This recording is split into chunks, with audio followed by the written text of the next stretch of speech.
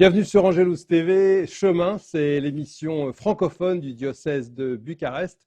Nous partons tout de suite pour Rome pour cette édition estivale de Chemin.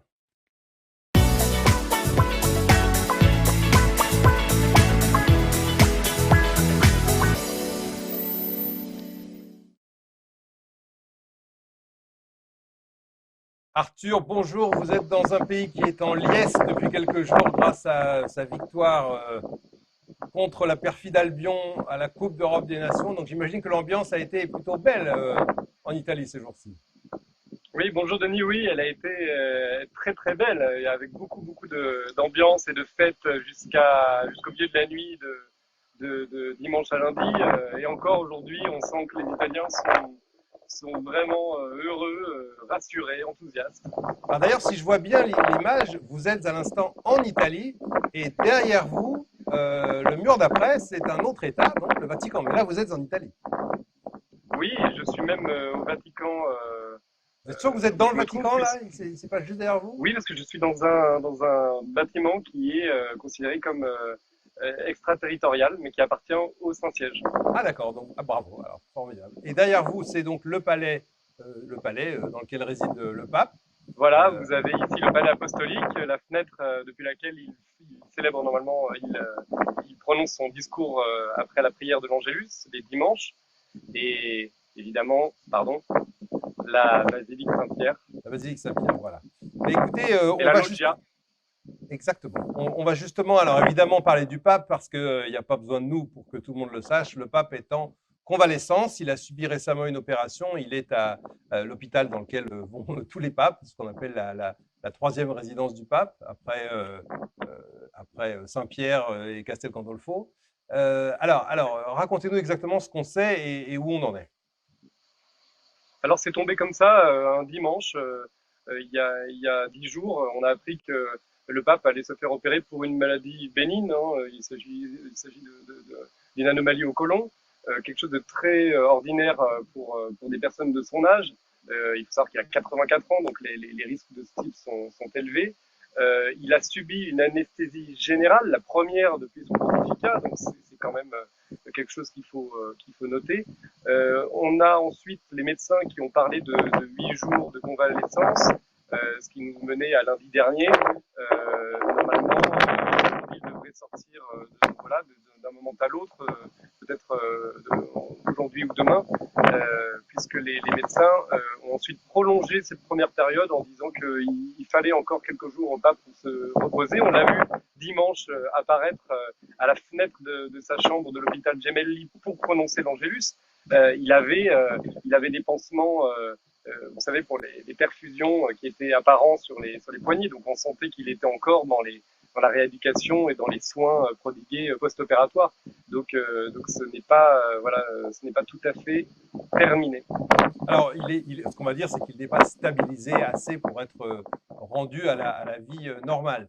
Simplement, on l'a vu quand même dans certaines images plutôt rassurantes. Il était certes sur une chaise roulante, mais on l'a vu distribuer des petits chapelets ou des médailles au personnel médical et puis échanger des petits mots avec eux, y compris aussi avec des malades, d'ailleurs, avec des résidents de l'hôpital. Tout à fait. Il a même visité le département de soins pédiatriques. Il a rencontré quelques malades. Les malades ont prié pour lui. Enfin, il y a eu une vie à l'hôpital Gemelli pendant cette convalescence. Alors, est-ce que le Vatican, derrière vous, en ce moment, est en pause? Ou est-ce que la vie est toujours aussi, est-ce que c'est toujours une ruche? Est-ce que c'est visiblement en pause ou pas? Alors, de toute façon, nous sommes au mois de juillet. Traditionnellement, le mois de juillet est un mois de vacances pour les pontifes. Malgré tout, avec le pape François, ça a quelque peu changé. Il n'a jamais cessé d'organiser des audiences privées ou de sortir des documents fondamentaux. Là, on peut dire que ça s'est nettement calmé depuis qu'il est à l'hôpital. Il n'y a pas eu d'annonce majeure. Donc on sent qu'il y a quand même un ralenti qui s'ajoute à celui du mois de juillet, effectivement. Alors on sait que son prédécesseur, le pape Benoît XVI, avait voulu modifier le droit canon pour y intégrer un article traitant de l'éventuelle incapacité du pape l'empêchement du pape, puisque les papes vivant, et l'humanité en général vivant de plus en plus longtemps, longuement, et puis le pape Benoît XVI ayant été, à l'époque où il était le cardinal Ratzinger, très marqué par l'agonie de plusieurs années de Jean-Paul II, Benoît XVI avait voulu intégrer un article dans le droit canon qui préparait, qui organisait l'incapacité papale. Et puis finalement, il s'est retiré avant de publier cet article qui n'a donc jamais été publié, qui n'est donc pas dans le droit canon. Il n'y a donc, d'après ce que l'on sait, et quand on vérifie dans les textes, aucune réelle disposition prise d'un point de vue religieux au cas où le pape soit, par exemple, quand il est sous anesthésie générale. C'est-à-dire, il est toujours pape, Oui, tout à fait. bien qu'il soit inconscient. Tout à fait. Le pape reste pape même à l'hôpital, hein. C'est la phrase qu'on a entendue là pendant ces quelques jours de convalescence. Ce n'est pas tant que Benoît XVI n'a pas eu le temps de sortir ce document, c'est plutôt qu'il a commencé ce document sentant ses forces diminuer au cas où, et puis finalement il a choisi la renonciation. Je pense qu'on est plutôt sur un scénario de cette nature. Après, effectivement, il a quand même déblayé un petit peu et étudié la possibilité de donner la possibilité, si jamais le pape est considérablement diminué, de lancer une enquête, des examens médicaux, et sur cette base, si l'avis, disons, est favorable de la part des enquêteurs, les profils restent à déterminer, le collège cardinaliste peut déclarer la fin du pontificat et lancer un nouveau conclave. Mais effectivement, il n'est pas allé jusqu'au bout. Le pape François a eu l'habitude pendant ce pontificat de reprendre des idées du pape Benoît XVI. Peut-être que là c'est le cas, on ne le sait pas. Toujours est-il que ce n'était pas la première fois qu'avait été imaginé un tel système, un tel processus. Pie XII, lorsqu'il était encerclé par les nazis qui occupaient Rome et par les fascistes, avait imaginé se faire enlever et donc avait préparé une lettre avec quelques dispositions à prendre au cas où cela arrivait. Donc, il avait préparé une lettre de renonciation, oui, exactement. Et il avait dit, s'ils m'enlèvent, ils n'auront pas le pape, ils auront le cardinal Pacelli. Tout à fait, c'est exactement ça. Donc là, pour le moment, rien n'est prévu, absolument rien n'est prévu. Il n'est pas non plus exclu que le pape François ait préparé quelques dispositions. Toujours est-il que si jamais il venait à mourir, ce serait au Camerlingue, l'actuel cardinal Kevin Farrell, de prendre les rênes du Saint-Siège. Voilà, de toute façon, l'intégralité du monde catholique prie pour la bonne santé du pape et qu'il nous revienne rapidement en sa résidence, sise derrière vous à l'instant. Alors, pendant ce temps-là, les affaires continuent et parfois les affaires judiciaires, pardon, en l'occurrence l'affaire Becciu. Est-ce que vous pouvez nous rappeler un tout petit peu rapidement le contexte de cette affaire et ce qui va se passer maintenant? Oui, alors je disais que aucune annonce majeure n'avait été faite, mais ce n'était pas tout à fait correct, puisqu'avant que le pape parte à l'hôpital Gemelli, on a eu cette annonce foudroyante, on l'attendait depuis presque un an. Le procès de l'affaire de l'immeuble de Londres va avoir lieu le 27 juillet prochain. 10 personnes sont convoquées, parmi lesquelles le fameux cardinal Angelo Becciu, qui était jusque-là le cardinal préfet de la Congrégation des causes des saints, qui se trouve à ma gauche. Aujourd'hui, il a été démis de ses fonctions par le pape l'an dernier, au mois de septembre, et sans raison apparente, sans raison officielle, disons. Aujourd'hui, on a vu dans la convocation qui a été publiée par le Saint-Siège qu'il était accusé de détournement de fonds et de malversation financière. Alors, il n'est pas le seul qui est pointé du doigt par cette affaire. Il s'agit en fait d'une malversation qui comprend des sommes considérables. On parle de 150 millions d'euros qui ont été mises à la disposition de la secrétaire d'État qui se trouve ici, derrière moi, et qui a l'habitude d'injecter cet argent dans des immeubles ou dans des entreprises pour pouvoir le faire fructifier et, disons, entretenir l'Église catholique, entretenir les frais de l'Église catholique. Ces 150 millions d'euros ont d'abord été confiés à des coursiers qui ont conseillé le Saint-Siège d'investir dans un immeuble à Londres, un immeuble de luxe. Ils ont engagé en plus un prêt, donc on arrive à des sommes faramineuses. Et il se trouve que dans tout ce processus, chacun des coursiers et des commissionnaires ont pris leur commission. Et donc, le Vatican a accusé des pertes absolument considérables. Quand cette affaire a vu le jour, le pape a réagi, notamment en convoquant le cardinal Becciu, qui était le substitut à ce moment-là, qui donc était responsable de cet investissement. Mais on remarque le président du Conseil pour l'économie, Monseigneur le père Guerrera, pardon, a expliqué que les responsables du Saint-Siège avaient sans doute été mal avisés, voire même trompés. Donc il y a ces coursiers qui ont été aussi convoqués. Je pense à Gianluigi Torzi, qui est l'un des suspects les plus importants dans cette affaire.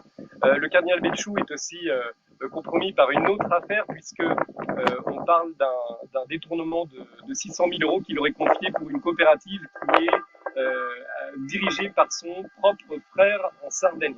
Donc voilà, ça fait beaucoup d'affaires.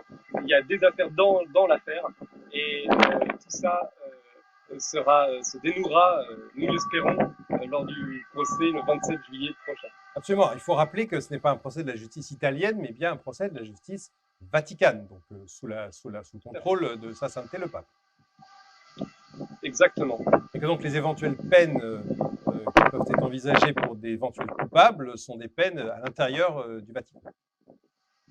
Oui, c'est ça. Ça sera des peines qui seront propres au droit canonique. Donc, on est aussi sur quelque chose de relativement inédit. Donc, on ne peut pas encore, disons, spéculer sur les peines qui seront émises au terme de ce procès. Ouais. Alors, nous savons aujourd'hui, c'est une bonne nouvelle, que le pape va se rapprocher de chez nous. Égoïstement, on est content parce qu'il est déjà venu en Roumanie, mais on apprend qu'il va encore une fois venir tout près de chez nous, en l'occurrence dans 2 pays. Alors, racontez-nous tout, Arthur. Oui, je crois que je vous avais déjà parlé du 12 septembre où il doit se rendre à Budapest au terme de la messe du Congrès mondial eucharistique. Le pape ne fera que passer, il ne veut pas rester en Hongrie, il va poursuivre son voyage en Slovaquie. Il va se rendre notamment dans les villes de Bratislava, évidemment, mais aussi Prešov, Košice et Sastin. Il va notamment aller dans le sanctuaire Notre-Dame des Sept Douleurs, qui est un sanctuaire incontournable dans le pays, avec, on dénombre voilà, des guérisons miraculeuses. Il va aussi se rendre dans la grande communauté rome de Košice, dans une banlieue qui est extrêmement pauvre. On sait qu'il va déjà y faire un tour pour être au contact de ces périphéries comme il en a l'habitude. Voilà, bah écoutez, c'est une bonne nouvelle. Merci beaucoup Arthur pour ces nouvelles de Rome et merci d'avoir pris le temps de vous positionner dans cet endroit magnifique avec cette vue magnifique qui émeut forcément tous les catholiques qui nous regardent. Et puis écoutez, bah, bon été, on se retrouve dès la prochaine édition, estivale bien sûr, de Chemin. Avec plaisir, à bientôt. Merci beaucoup. Et nous, bah, nous allons tout de suite retrouver Monsieur Labérel et à nous. Et cette fois-ci, on ne va pas parler d'actualité, mais on va évoquer l'évangile de Saint Jean. À tout de suite.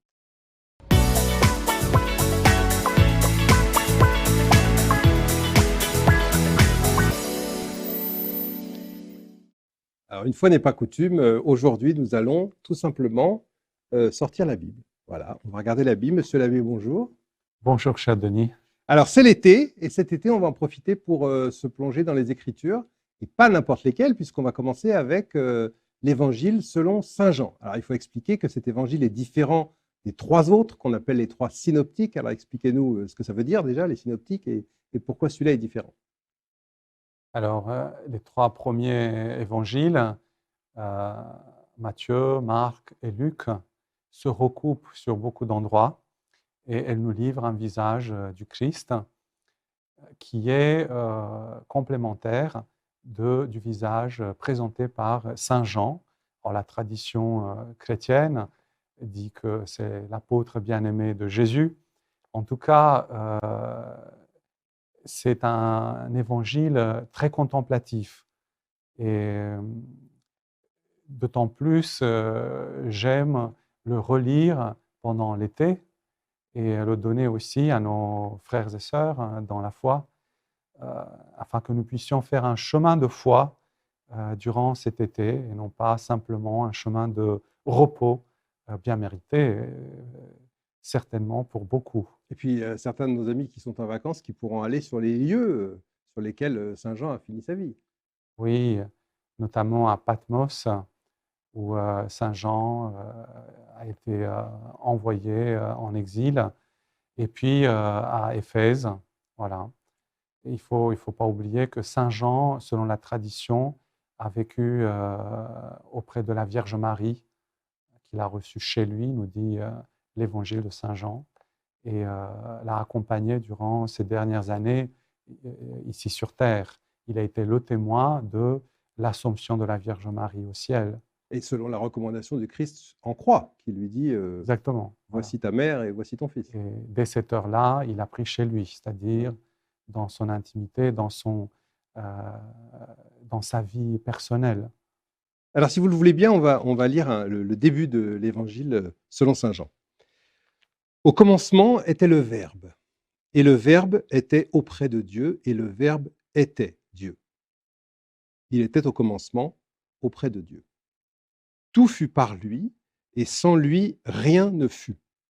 Ce qui fut en lui était la vie, et la vie était la lumière des hommes. Et la lumière luit dans les ténèbres, et les ténèbres ne l'ont pas saisi. Il y eut un homme envoyé de Dieu, son nom était Jean.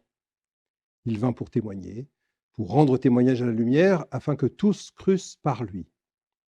Celui-là n'était pas la lumière, mais il avait à rendre témoignage à la lumière. Il était la lumière véritable qui éclaire tout homme venant dans le monde. Il était dans le monde, et le monde fut par lui, et le monde ne l'a pas reconnu. Il est venu chez lui, et les siens ne l'ont pas accueilli.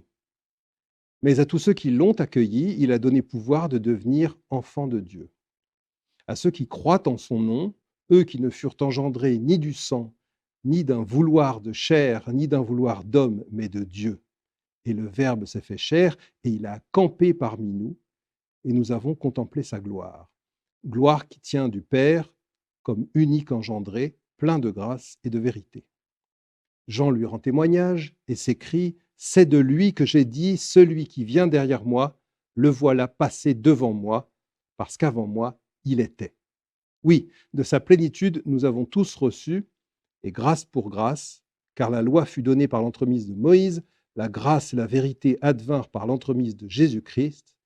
Nul n'a jamais vu Dieu, le Fils unique engendré, qui est dans le sein du Père, lui, l'a fait connaître. Alors, ce qui est tout à fait remarquable dans cette introduction, car c'en est une, à l'évangile de Saint Jean, c'est qu'elle résume de manière absolument incroyable, elle résume quasiment tout l'évangile, c'est-à-dire tout ce qu'on sait de Jésus, de ce qu'il est venu faire sur terre parmi nous, de comment il a été rejeté par les siens, du fait qu'il nous permet de voir le visage de Dieu. C'est un résumé incroyable, d'une densité très forte.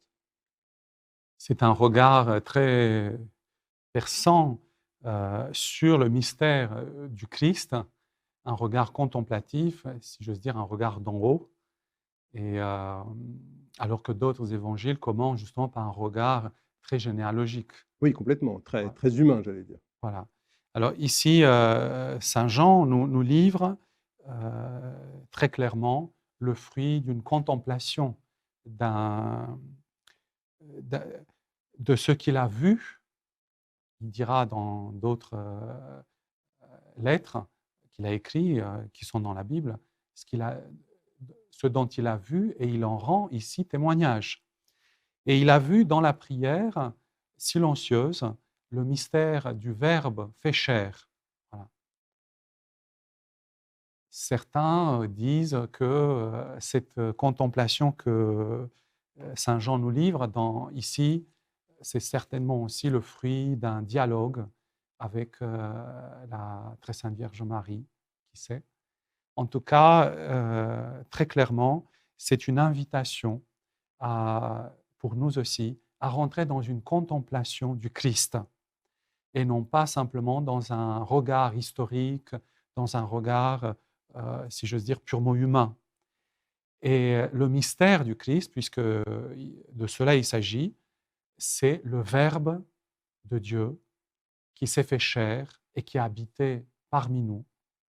et qui est la source de notre existence, de notre vie. Vous avez remarqué que le commencement de cet évangile, c'est un commencement. Au commencement était le Verbe. Denis, vous vous rappelez un autre commencement dans la Bible, dans la Genèse, où l'écrivain dit « Au commencement, Dieu créa le ciel et la terre. » Voilà. Et Saint Jean, il avait ça dans la tête quand il a écrit. Et donc, c'est une invitation pour nous à remonter aux origines de notre foi, à faire un dépassement de tout ce qui est humain pour rencontrer le visage du Christ, qui est le Verbe de Dieu. Alors, ce qui est très intéressant, c'est que Saint Jean se place néanmoins, alors peut-être pas de manière aussi habituelle et permanente que le fait Saint Matthieu, se place dans une tradition juive. C'est-à-dire il choisit des mots très précis. Quand il dit au point 14, il dit « Le Verbe s'est fait chair et il a campé parmi nous ». Il utilise vraiment le verbe camper, c'est-à-dire que dans l'édition grecque, c'est vraiment le verbe camper, ce qui fait évidemment allusion à l'arche, dans Et à laquelle la tente de à la l'Alliance. tente de l'Alliance, et voilà, et où les tribus d'Israël se mettaient autour de la tente le soir, etc. Oui, et puis où la présence de Dieu était là, au milieu de son peuple. C'est de cela qu'il s'agit, en fait. Cette contemplation du mystère du Christ, c'est une invitation de rentrer dans une nouvelle présence de Dieu, qui est la présence du Christ ressuscité. C'est ça qui est au cœur de ce prologue de l'Évangile. Et donc, il s'agit de remonter vraiment au principe de notre foi. Au commencement, enarché, enologos, au commencement était le Verbe, c'est-à-dire dans le principe était le Verbe. Le principe de toute chose, de notre vie, de notre existence, c'est le Christ. Et le Christ, c'est le Fils de Dieu, c'est le Verbe de Dieu. Et c'est très grand de voir cela, de sentir, d'intuire cela dans notre intelligence, dans notre cœur. Au-delà de tout ce que nous avons pu vivre ici sur Terre, chacun de nous, eh bien, si j'ose dire, ça fait du bien de temps en temps de remonter au commencement de notre foi, de voir sur quoi s'appuie ma foi. Eh bien, c'est sur cette présence nouvelle. Il a habité parmi nous, il a campé sa tente au milieu de nous, qui est la présence du Verbe éternel, le Christ ressuscité. Il faut rappeler l'importance justement du Verbe qui agit dans la foi juive, dans la foi biblique et dans la foi chrétienne, puisque le Verbe qui agit, c'est aussi bien celui qui dit que la lumière soit, et comme conséquence, la lumière fut, mais c'est aussi le Christ qui dit « ceci est mon corps » et qui donc en le disant, le fait. Donc l'importance du Verbe est primordiale. Alors, le Verbe, c'est la parole, mais c'est plus que la parole, c'est la parole intérieure du Père, c'est-à-dire c'est le plan d'amour de Dieu sur la création, c'est la contemplation du Père de lui-même, et de cette contemplation jaillit la création. Et c'est la parole de Dieu telle que nous l'avons, c'est ça. C'est cette contemplation du Père qui nous est donnée en partage. C'est un mystère, parce qu'au fond, ça nous dépasse tellement. Mais ça nous met en relation directe avec le mystère de la Très Sainte Trinité. Et d'une manière explicite ici, avec le mystère du Verbe éternel. Et nous rentrons dans une autre dimension. Nous voyons dans la lumière du Verbe de Dieu, dans la lumière de cette contemplation du Père, toute la vie du Christ. Et donc, notre vie personnelle à nous aussi. On se laisse éclairer par le mystère du Verbe, cette parole créatrice du Père pour chacun de nous, mais qui est dans le Christ, qui est liée à la source de la vie, à la source de la lumière. Alors, c'est une parole de lumière et de vie. C'est la beauté de ce texte, de cette contemplation, c'est tout de suite une invitation à rentrer dans la vie, c'est-à-dire à marcher sur le chemin de la vie, à rentrer dans la lumière de Dieu. Et vous avez remarqué cette antithèse entre lumière et ténèbres, voilà. Absolument. Entre vie et mort. Voilà.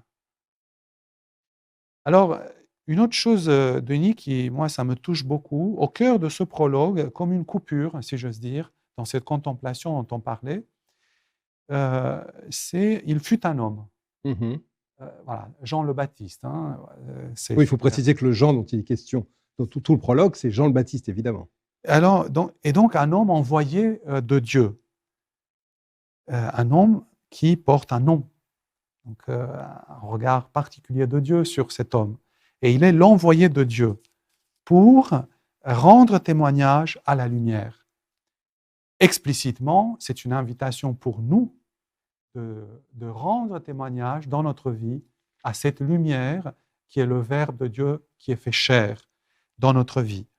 Donc, la foi chrétienne, elle va de pair avec le témoignage de la foi, avec la vie fondée sur la foi dans le Christ ressuscité.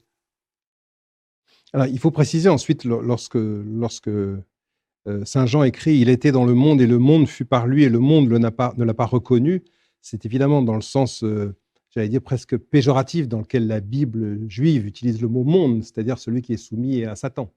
Alors, pour Saint Jean, parce que Saint Jean, il n'a pas écrit que l'Évangile, il a écrit encore quelques épîtres, et puis l'Apocalypse de Saint Jean.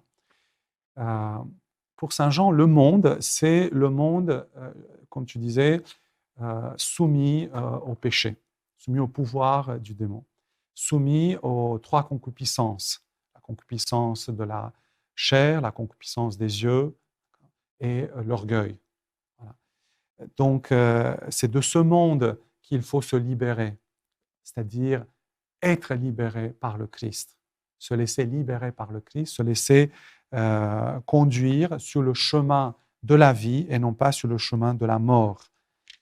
Et oui, le Verbe, il est venu au milieu des siens, dans ce monde, qui ne l'a pas compris, qui n'a pas pu le recevoir puisqu'il était pris par le péché, il a choisi le chemin de la mort, mais en même temps, il n'a pas été saisi, c'est-à-dire le monde n'a pas d'autorité sur le Christ. Le Christ, c'est Dieu. Le Verbe, c'est Dieu. Il a toute autorité. Merci, Monsieur l'abbé. Alors, dans notre prochaine émission, nous avancerons dans l'évangile de Saint Jean, si vous le voulez bien. Oui, alors mon grand désir, c'est que notre petite causerie spirituelle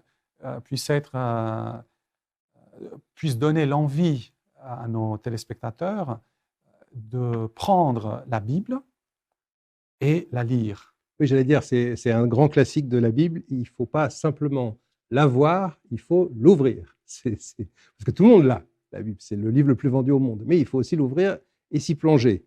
Et grâce à vous, on va pouvoir s'y plonger en décodant en même temps ce qui est écrit. Voilà, donc la prochaine fois, nous parlerons du début du ministère du Christ tel qu'il est raconté par Saint Jean. Voilà, merci beaucoup, Monsieur l'abbé. Vous restez là surtout parce que Monsieur l'abbé est venu avec un livre qu'on va donc ajouter dans notre bibliothèque catholique tout de suite.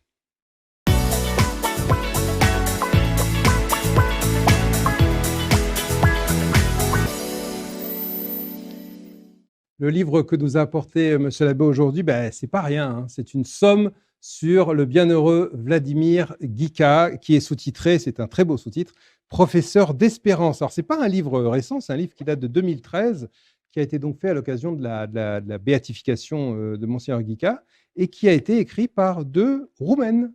Tout à fait, Denis. Nous avons la joie de présenter ce beau livre, qui est peut-être le meilleur livre écrit sur Monseigneur Vladimir Guica. Il a été écrit par deux femmes extraordinaires qui ont été plongées au cœur de la redécouverte du bienheureux Vladimir Guica, de ses écrits.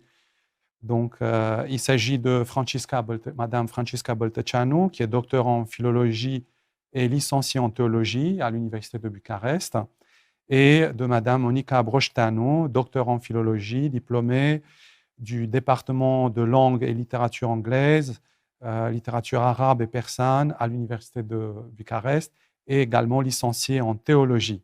Ah, il faut rappeler que ce livre a aussi au milieu du livre, il y a tout un tas de photographies absolument fascinantes pour les gens qui sont intéressés par Tout à Monseigneur fait. Guica. Entre autres, il y a d'ailleurs la chapelle dans laquelle Oui. nous nous retrouvons tous les dimanches, dans son état premier, dans son état à l'époque de Monseigneur Guica. Voilà, tel qu'il a été redécouvert par Monseigneur Johan Robout lors de son ouverture.